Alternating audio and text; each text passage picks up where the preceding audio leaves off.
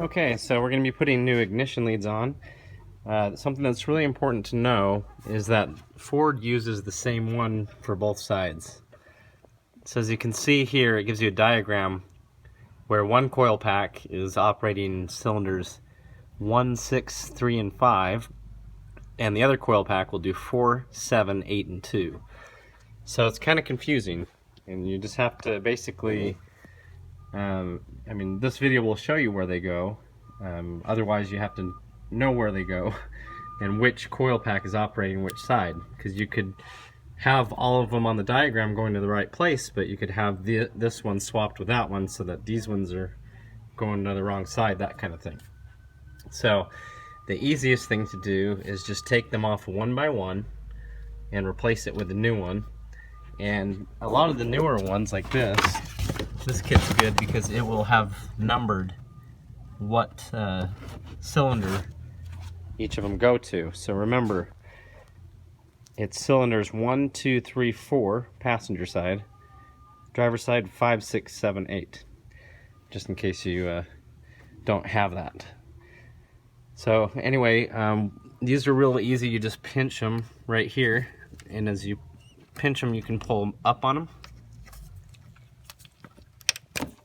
and they just pop off.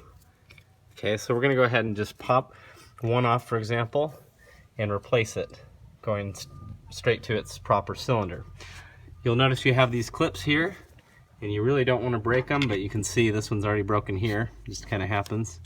So to release it, you want to get your screwdriver in here, and if you gently pry like that, it will flip up. Then you can just unplug the wire. So we're going to go ahead and just replace all of these ignition wires just by taking them off here and following it to the proper cylinder. It's a pretty simple, straightforward process.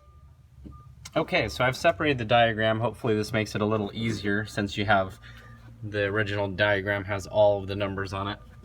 So just remember that the left hand side of the vehicle is the driver's side, and the right hand is the passenger side. Okay, so the driver's side is going to have cylinders 4, 8, 7, 2 in that order, and then the right hand passenger side is going to be cylinders 1, 5, 6, and 3.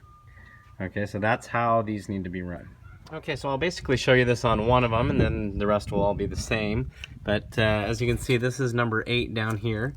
So we have unplugged our number 8, and we followed it. We undid our clip here. We undid the clip there so we can pull it out there. And sure enough, it goes back to cylinder number 8. So we're going to simply just replace it with our new one. That's the same length, and they've been really nice, and they numbered it for us. So you don't have to guess if you got the right one. And we'll go ahead and just replace number 8 all the way through and do that on all of them. So it's pretty simple. These just pull straight up. Okay, pull straight up and out. And if you want, you can put a little bit of grease in there so that when it contacts the top of the plug, it has a good connection. Okay, so there's the old and the new. As you can see, we've just simply replaced it one for one.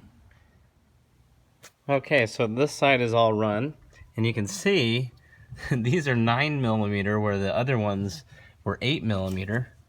And so what that means is the thicker wire makes it so it doesn't like to fit down in these quite as well. So that's probably why you see these going all over the place when somebody's replaced them. So I'm going to do my best to straighten them all out. I've seen zip tied too. That's something you can do to kind of keep them together if your clips break.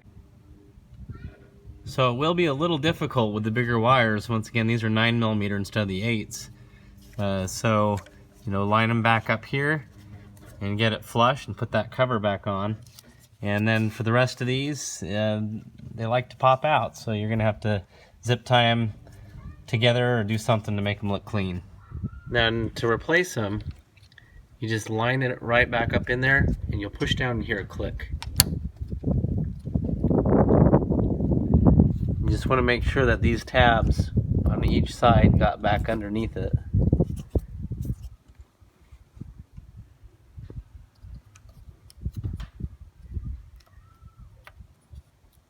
But we'll go ahead and move on to the other side now.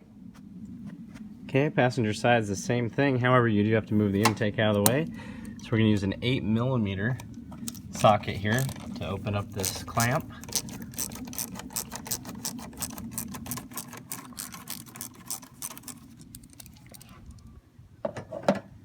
Okay, I'm going to unplug this just by pulling back on it, and unplug this too just by separating it here. Okay, so I just separated it here. Now we can just pull this off. We have access. So just like the other side, we're going to remove our 11mm nuts to remove this panel. Okay, so now it's the same as the other side. We're just going one by one. Now these were brand new, but of course just working on it because the engine's dirty. It's a higher mileage car. They got dirty real quick. So I just have the Lysol wipes here and just kind of cleaning them back up, making them look nice under here. I used some zip ties temporarily to hold these together until I can get some bigger 9mm clips, because obviously the 8mm ones aren't working so well. I've put some zip ties here holding them together. I'm probably going to have to do that more, zip tie them up some more to make it look clean so you don't have wires floating everywhere.